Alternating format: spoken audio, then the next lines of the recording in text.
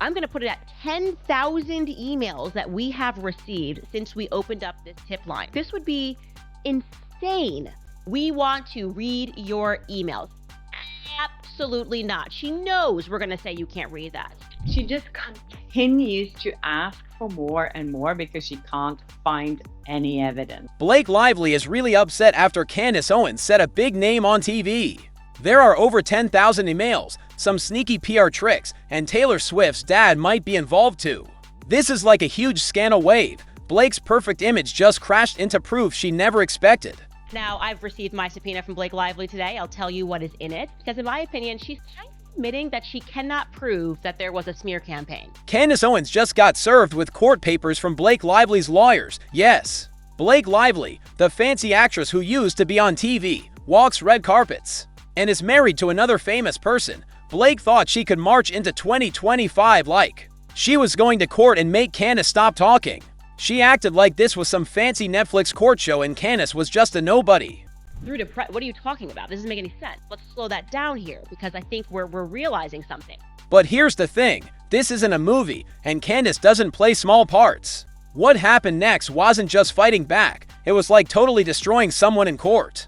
Candace didn't just complain about the court papers, she made it into a big public show, taking apart Blake's case piece by piece until it looked like a really bad movie script. I needed to work through her request because there's something very weird here. The court papers were delivered like a surprise in a movie. They brought them right on camera while she was filming. A guy who delivers court papers showed up being super nice and friendly, smiling like he was bringing fan mail, and he actually was a fan. He told Candace with a straight face, "I'm a huge fan," as he gave her papers that were supposed to ruin her. You couldn't make this stuff up.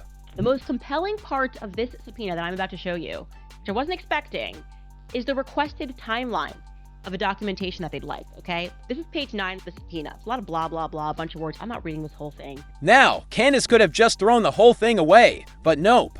She opened it right then and there, and when she got to page 9, everything changed. That's when things went from silly to completely crazy. Each request concerns the time period from May 1st, 2024 through to present.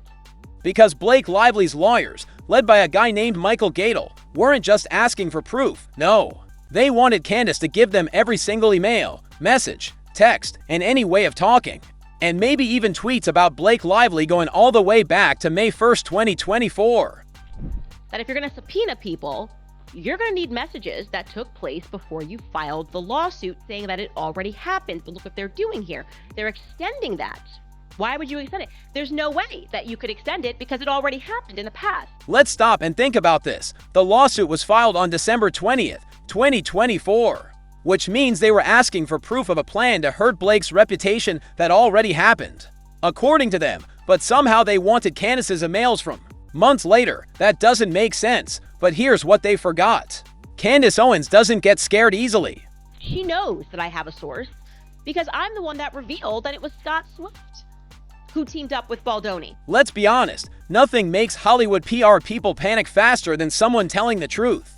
And Candace Owens didn't just tell one truth. She dropped a huge bomb. Scott Swift, that's right.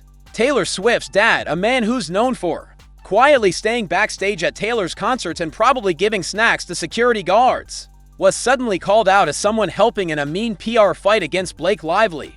And this wasn't said by some unknown internet person. This was said by Candace Owens on TV, live, loud and clear, without being scared.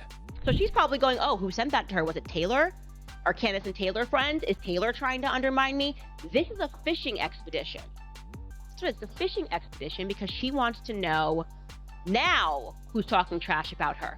No slow reveal. No maybe or possibly. Just boom. Scott Swift is helping Justin Baldoni in his fight with Blake.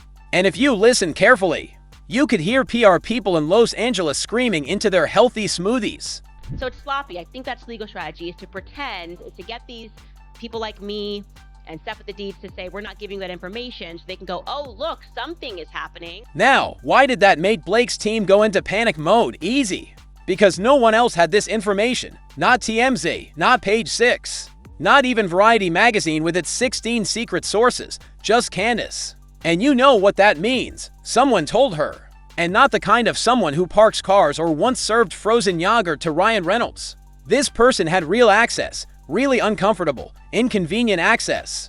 This was backstage with Taylor's dad kind of access, and now the spotlight was on. The curtain was up, and the whole operation was exposed like a bad actor's mistake. Wake up, sweetheart. It's everyone. Everyone dislikes you because after Brian Friedman dropped the receipts, we all got invested and we're covering this organically. Blake's team didn't panic because it was wrong. They panicked because it was right. The court papers weren't filed to defend Blake's reputation. They were filed like using a fire extinguisher on a huge fire, a very public fire, started by Candace Owens, who knew exactly what she was doing. There's a smear campaign happening against you now? Yeah, we all read your words. We read your messages, we read your Khaleesi Dragons, and we're kind of sickened by the way that you bullied Justin Baldoni. Like, we read it, and we feel passionate about this case, and we're teaming up in the way that every parent and mother and woman and child that has been following this just wants to see justice brought to Justin Baldoni. Because let's not pretend this lawsuit was about telling the truth. Please, if that was the goal, Blake's lawyers wouldn't be out here playing detective, demanding timestamps, source names, and digital proof like the CIA on energy drinks. Nope. This was never about clearing her name. It was about stopping the leak. Every piece of information that he wants leading up to when he filed this lawsuit.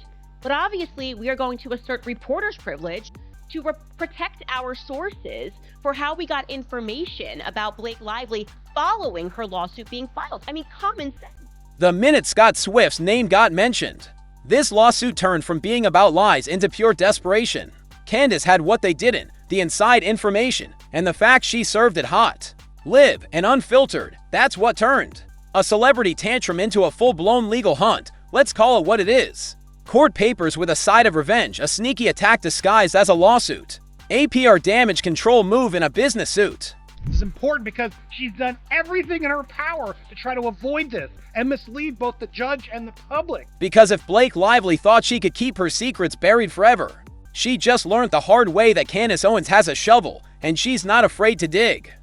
So you file that lawsuit saying if this is real, it really happened on December 20th, 2024. It would follow that if you're going to subpoena people, you're going to need messages that took place before you filed the lawsuit saying that it already happened. But look what they're doing here. Candace Owens didn't back down. While Blake Lively's lawyers were out here playing courtroom bullies, waving court papers around like confetti at a PR crisis party, Candace stood her ground. No dramatic speech, no panicked emails, just a calm, unbothered use of reporters' rights and a line drawn so clearly. It might as well have been carved in stone. She'll hand over anything dated before December 20th, 2024, the day Blake filed her lawsuit, but anything after that is off limits. No way, try again. So she's literally subpoenaing, just to be very clear, she wants, I'm going to put it at 10,000 emails that we have received since we opened up this tip line. And when she said off limits, she meant it completely. We're talking about over 10,000 emails. People who gave tips, whistleblowers, former assistants, and moms from fancy neighborhoods who saw things they weren't supposed to, all protected.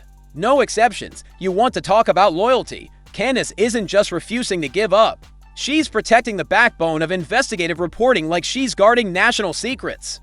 Somebody check on Noah, please. Here it is. Here it is. Poor Noah, my lawyer.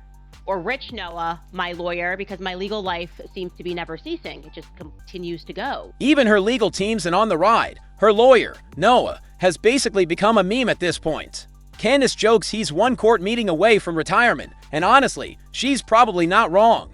The man's out here fighting off Blake's legal storm with a coffee in one hand and a stack of privilege claims in the other. Because they still believe that the public is still stupid to comprehend what's happening here. This is effectively a PR strategy. Of course, we are going to say, we're not giving up all the people that gave us information. She knows that I have a source. What started as legal drama has become a masterclass in standing your ground. While Blake Lively tosses out court papers like party confetti, trying to find out who leaked uncomfortable truths, Candace Owens is doing something bigger than defending herself. She's defending journalism itself. Candace is refusing to hand over her sources, protecting everyday people who dared to speak up, and in doing so, she's sending a loud, clear message. Whistleblowers matter, and no celebrity lawsuit will silence the truth. Blake's legal team may have expected fear. Instead, they got fired. Candace turned court papers into a viral moment, exposing how silly it is to try to scare her with legal documents about shampoo and gossip.